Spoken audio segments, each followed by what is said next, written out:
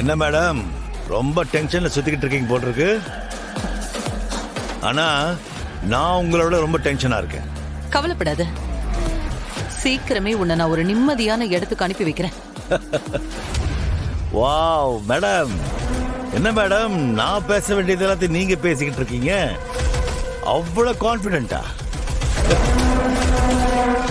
ஏய், நான் ஏற்கனவே உன் மேல செம்ம கோவத்தில் இருக்கேன். உங்க அப்பா சொன்ன கதையை முழுசா சொல்லாம, நான் கேட்டதுக்கு பதில் சொல்லாம என்கிட்ட தப்பிச்சுட்டு தான் நினைச்சிட்டு இருக்கியா? உன் நல்ல நேரம், உன் பொண்ணு நல்லபடியா வீட்டுக்கு வந்து சேர்ந்துட்டா. ஆனா என்னைக்குமே அப்படி ஒரு நல்ல நேரம் உனக்கு இருக்குன்னு நினைக்காத இந்திராணி. ஆனா இப்ப நான் போன் பண்ணது அதுக்காக இல்ல. பென் டிரைவ் அது உங்ககிட்ட தான் இருந்துச்சுன்னு எனக்கு தெரியும். இப்போ அது உங்ககிட்ட இல்லைன்றதும் எனக்கு தெரியும். நியாயமா பார்த்தா அந்த பென் டிரைவ் உங்ககிட்ட இருந்ததுக்காக நான் உன்னை சும்மாவே விட்டுருக்க கூடாது. ஆனா இப்ப எனக்கு உன்னை விட அந்த பென் டிரைவ் தான் முக்கியமா படுது. அந்த ஒரு காரணத்துக்காக தான் உன்னை இன்னும் விட்டு வச்சிருக்க இந்திராணி. ஆனா நீயும் இப்ப போலீஸுக்கு சரிசமமா அந்த பென் டிரைவை கண்டுபிடிக்கணும்னு துடிச்சிட்டு இருக்கியாமே, கேள்விப்பட்டேன். அப்படி இருந்தா அதை இப்பவே நிறுத்திக்கும். அதுதான் உனக்கும் நல்லது, உன் குடும்பத்துக்கும் நல்லது. என்னடா பண்ணுவ? என்ன கேட்ட? என்னடா பண்ணுவேன்னு கேட்டேன். ஏண்டா நீயே ஒரு ஃப்ராட் கிரிமினல். நீ பாட்டுக்கு உன் இஷ்டத்துக்கு தப்பு பண்ணிட்டு சுத்திட்டு இருப்ப. நாங்க அதை பார்த்துட்டு அப்படியே சும்மா இருக்கணுமா?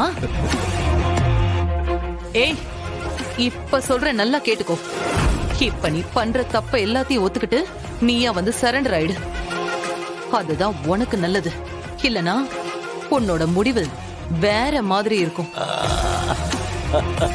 ஏன்னா இந்த தடவை நீ சிக்கி இருக்கிறது இந்த இந்திராணி கிட்ட. ஏமா, உன்ன மாதிரி வீரவசனம் பேசுறவங்களை எத்தனை பேர் நான் பார்த்திருப்பேன்.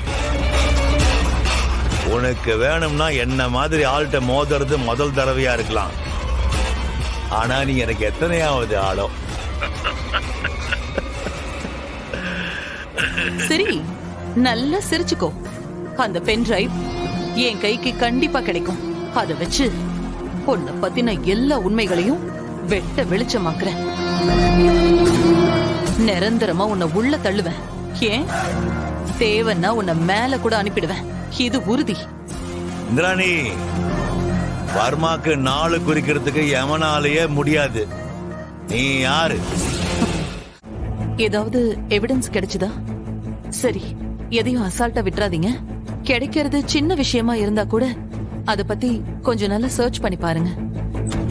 இத பாருங்க, அடுத்த ஹியரிங்ல கண்டிப்பா சித்தப்பா மேல எந்த தப்பும் இல்லைன்னு ப்ரூவ் பண்ணி அவரை வெளியில கொண்டு வந்தே ஆகணும்.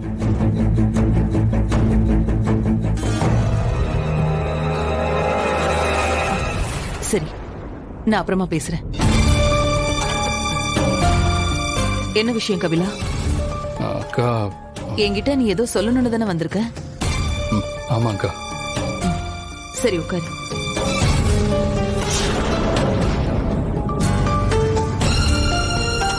சொல்லு, என்ன சொல்லணும்? அக்கா, அப்பாவை வெளியே கொண்டு வர்றதுக்கு எனக்கு ஒரு ஐடியா தோணுச்சு. அத பண்ணலாமான்னு கேட்க தான் வந்தேன். அப்படியா? என்னன்னு சொல்லு. என்ன ஐடியா?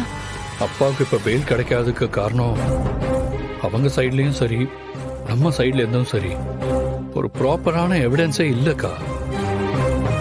இருந்தாலும் அப்பா மினிஸ்டரை பார்த்துட்டு வந்த ஒரே காரணத்தை வச்சுதான் அவங்க அப்பா மேல இந்த கேஸையே போட்டிருக்காங்க. அவங்க நினைச்சா மினிஸ்டரை கொன்னது யாருன்னு ஈஸியா கண்டுபிடிச்சிடலாம்க்கா. ஆனா இப்ப வரைக்கும் அவங்க சைட்ல அதுக்கான எந்த எஃபோர்ட்டும் எடுக்கிற மாதிரியே தெரியலக்கா. எப்படியாவது அப்பாவை இந்த கேஸ்ல கொலைகாரரா ஃப்ரேம் பண்ணி உள்ள வைக்க தான் பாக்குறாங்க. அதுக்கான காரணம் என்னன்னு உங்களுக்கே தெரியும். இது எல்லாத்துக்கும் மேல அப்பா மாதிரி சொசைட்டில செல்வாக்கா இருக்கிற ஆளை கேஸ்ல மாட்டி விட்டு ஜெயில இருக்க வச்சா அது அந்த மினிஸ்டரோட பையன் இளங்கோவுக்கு கட்சியில கண்டிப்பா வேல்யூ அதிகமாகும்க்கா. இதை வச்சு அவனுக்கு எலெக்ஷன்ல ஈஸியா சீட்டும் கிடைச்சிடும். மினிஸ்டர் இறந்ததால அந்த அனுதாபத்துல கண்டிப்பா அவன் ஓட்டு வாங்கி ஜெயிச்சிருவான். சரிடா, இப்ப எதுக்காக நீ இதெல்லாம் சொல்லிட்டு இருக்க? நீ ஏதோ ஐடியா வச்சிருக்கன்னு சொன்னியே, முதல்ல அதை சொல்லு. அதுக்குதான்க்கா இதெல்லாம் நான் சொல்லிட்டு இருக்கேன். எனக்கு புரியல. அக்கா, எனக்கு தெரிஞ்ச மினிஸ்டர் பத்தின விஷயம் எப்படியும் கட்சியில உள்ளவங்களுக்குலாம் இப்ப லீக் ஆயிருக்கும். அதனால கவர்மெண்ட் சைட்ல இருந்தெல்லாம் யாரும் இந்த கேஸ்க்காகலாம் இப்ப மெனக்கெட போறதே கிடையாது. அந்த மினிஸ்டரோட பையன் மட்டும்தான் இந்த கேஸை வாண்டடா விடாம பிடிச்சுக்கிட்டு இருக்கான். அவனை இப்ப சைலண்ட் ஆக்கிட்டா எல்லா பிரச்சனையும் சால்வ் ஆயிடும். அவனை சைலண்ட் ஆக்குறதுன்னா எப்படி சொல்ற? அக்கா, நான் வேணா போய் அவன்கிட்ட டீல் பேசிட்டு வரேன்க்கா. அவனுக்கு ஏதோ தேவை இருக்க போய் தானே இப்படி எல்லாம் பண்ணிக்கிட்டு இருக்கான்.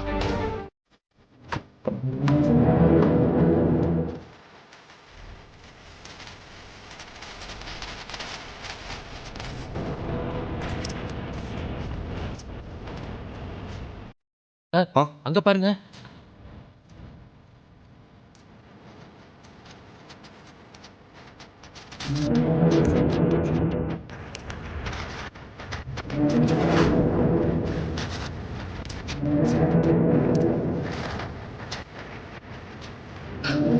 என்ன சார், வீட்ல லேடிஸே இல்லைன்னு சொன்னீங்க.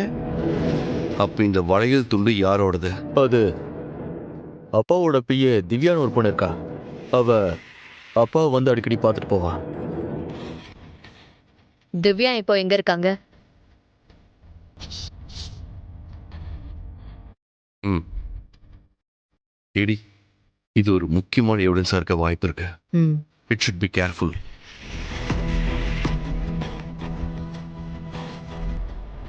ஓகே சார், அப்ப நாங்க கிளம்புறோம். தேவைன்னா மறுபடியும் வருவோம்.